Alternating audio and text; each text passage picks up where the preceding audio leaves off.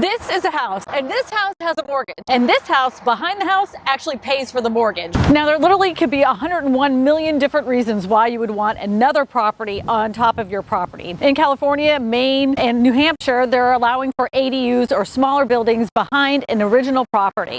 7.5 years ago, my husband and I bought that piece of property. There were so many things that we didn't consider, and I don't want you to have to go through the headaches that we had to go through because there were so many. Today, we're going to be going over some of the things that I've learned by having a house with a house behind it, because you're going to need to know these things too if this is something you're considering. That house behind the house wasn't necessarily considered a house. The good thing about it is the property was zoned mixed use, so it kind of saved our rear end. Before you jump into anything like this, make sure your zoning will allow for an ADU. I know there's areas that are allowing for them more and more, especially in California, like I mentioned earlier. But don't just willy-nilly do this because your kid wants a house behind your house, or if you feel like you can get away with it because your HOA doesn't have a problem with it. If your property is anything like this property, it does happen to have an established HOA. With that, you're probably going to have some restrictions on how the structure can look and where it can be placed and how it can be seen from the road. So have all that clearance done ahead of time before you decide to put an ADU or a tiny home or any structure in your backyard. That includes a shed. I know some people are like, oh, it's a shed, it's my house. Trust me when I tell you this. You're gonna save yourself a lot of headache. Just have it approved by the HOA ahead of time. Now, if you're as lucky as my husband and I were, and you have a piece of property that's zoned mixed use, you may be able to put more than one unit on it. On the side of that house, there is a big empty lot. In all seriousness, I could put one or two more properties here, except for there's one more thing that most people don't consider: parking. We have pretty decent parking on this piece of property. Proper prior planning prevents piss poor performance, is what my dad always says. And as trivial as parking may seem, it can be a real headache for your people that are actually renting the property out. And it also can be a headache for you if you're living in that main dwelling area. Make sure you plan out for that parking and they're not blocking you in when you need to get out for work. Just make sure you have that pad permitted as well. You may not be able to put a driveway in that specific area.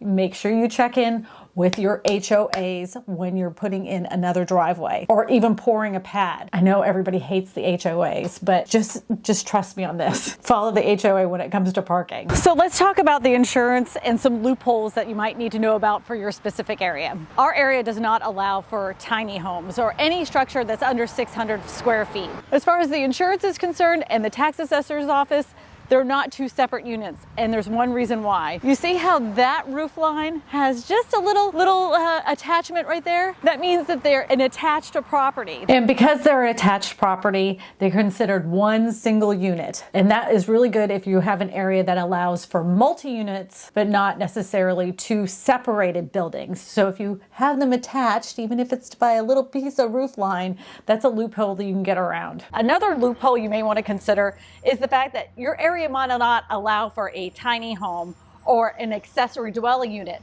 but they may allow for a game room or a rec room. So you could possibly technically get around it that way, especially if it's just for a family member and you don't plan on like renting it out to somebody that's not a member of your family. Now, when it comes to the homeowner's insurance, do not lie to your insurance agent. Tell them exactly how these two houses are connected, if they're connected at all. And if you are planning on renting the unit out, make sure that the tenants have renter's insurance, just for their own well-being. If they plan on not doing it, don't worry about that, but I would put it in your lease. Now, your homeowner's insurance is going to go up if you decide to put an ADU in. I would definitely shop around to see what the best rates are in your area. And if your dwellings are attached, you might have to do a different type of homeowner's insurance. That was one of those things that we learned a big lesson from, because the two pieces were attached. It did make our homeowner's insurance go up quite a bit. We kept learning these lessons. So before you decide if you need to attach it or detach it, check with the insurance company and find out the rates for that, if it's attached or detached. And check with your tax assessor's office too, because it is considered a multi-unit building at that point when it is attached. It is in my area, so just see how much your property taxes are going to go up, because they will go up once you add another structure onto your property. Cha-ching! The tax assessor always wants his money. When we purchased this property, it was not on two separate meters. Because the building behind it was never permitted correctly, it didn't have the proper electricity going into it at all. So we had to have all the electricity stripped. And because we wanted to make those two separate rental units, of course they needed two poles. So we needed to have all new conduit put in. That way you could have 2 separate meters. That became a whole new headache because they didn't have 2 separate addresses. This is one of those times that you really need to work with your electric company, your electrician, and you need to work with your county as well so you can get it done and done right. And speaking of having 2 separate poles, who gets the mail? Now I know if you're living in the main house, you really don't want to have to split the mailbox for the people that are living behind you. In your lease agreement, you're going to probably want to suggest that they have a P.O. box. But in our case, we got very lucky. The postal office actually worked with us and said because there was a skip in numbers, we were allowed to have a mailbox and a postal code for this specific house. It always pays to be nice to the postmaster, by the way, just FYI. Now, if you are planning on living in the main house and then you have this other property behind you and you're planning on renting that out, you're probably going to want to establish some kind of security system, not only to protect the people that are living in the small home, but also to protect your property that you're living in as well. But don't be one of those landlords that has security cameras that are pointing at the rental unit all the time. Sure, maybe from the outside, maybe in the back door, but don't have it going into the people's windows. It's invasion of privacy and it's super creepy. Just don't do stuff like that. I get it. If you want to have it by the road, you want to see who's coming in, sure, no problem. But don't have it like going and pointing into the living room area where these people are staying. It makes you look creepy. It makes you look super creepy. Do you know what some people don't think about? The trash. I know this is going to seem super weird. Why would trash service be such a problem between renters? Well, I'm going to tell you why. When you have a trash service like we do in our area, it's not picked up by the city. So you have to order your own trash service. Because there were 2 separate houses with 2 separate renters, they had their own trash service. One of the renters decided they were no longer going to pay for it and we're going to use the other renter's trash service. Well, that didn't work out for a while. We didn't have it in our lease agreement that they should have trash service. So do you know what happened? I'm not joking when I tell you this. We had rats the size of cats. Oh, and just learn from my mistake. Put that in the lease agreement that they have to have their own trash service and make them prove to you that they have the trash service, because you do not want to have rats as big as cats around your house.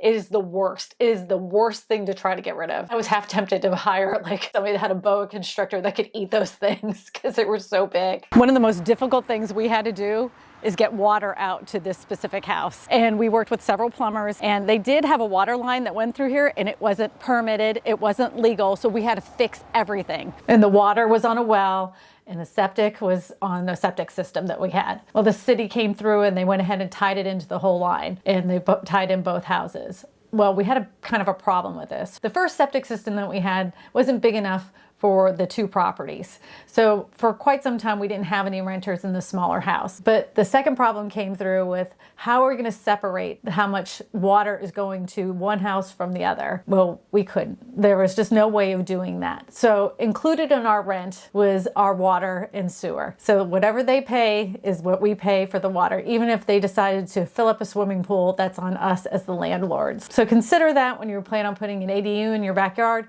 Do you have the right kind of septic system and well water system to be able to handle all the water that's going to be used at that time? And if it's even possible, if you are on city water and sewer, if you're going to be able to separate the 2 lines, and if you can't, make sure you roll that into your rent and hope they don't try to fill up a swimming pool. I've yet to have that happen, but we did have a leak once that cost me $800. That's no lie. Having 2 livable dwellings on one piece of property is honestly one of the best ways you can go ahead and have your home increase in value exponentially. And if you're still deciding what kind of homes to put in your backyard, you're gonna wanna watch these videos right here. My name is Kristina Smallhorn, your real estate whisperer, and I tell you all this because good real estate information matters.